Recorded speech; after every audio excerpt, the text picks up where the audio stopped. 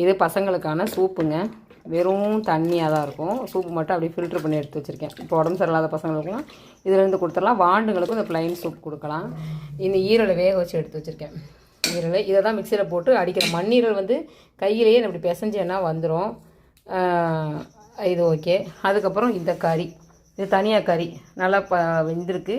இருந்தாலும் இந்த எலும்பெல்லாம் பெரிய பசங்களுக்கு உடையுது பாருங்கள். கையிலேயே குக்கர் சிம்மிலே போட்டுட்டேன், அதனால் கையிலே உடையுது கால் எலும்பு எல்லாமே. மிக்சியில் போட மாட்டேன் இன்றைக்கி, நான் கையிலே பிசைஞ்சிருவேன். இங்கே பாருங்கள் எப்படி சூப்பராக பிசையுதுன்னு. கரைச்சிட்டு அப்புறம் மறுபடியும் வடிகட்டிட்டு அப்படியே ஊற்றி விட்டுட்டோம்னா சாப்பாட்டில் சரியாக போயிடும். மிக்சியில் அடிக்கணும்னு தேவையில்லை. கொஞ்சம் சிம்மிலே போட்டுட்டு இன்றைக்கி எப்படி வெந்திருக்குன்னு பாருங்கள். இதுவும் அதே மாதிரி தான் கையிலே பிசைஞ்சிருவேன். அதுக்கும் 1 ஹவர் ஆகத்தான் செய்யும், இருந்தாலும் பரவாயில்ல. மிக்சிங்கிற போது கைக்கு ரொம்ப ஈஸியாக இருக்கும். எப்படி வெந்திருக்கு பாருங்கள் சூப்பராக. குக்கரில் சிம்மில் போட்டதுனால கேஸ் கட்டில் மாற்றிருக்கேன். இது வந்து மொத்தமாக இன்றைக்கான சாப்பாடு.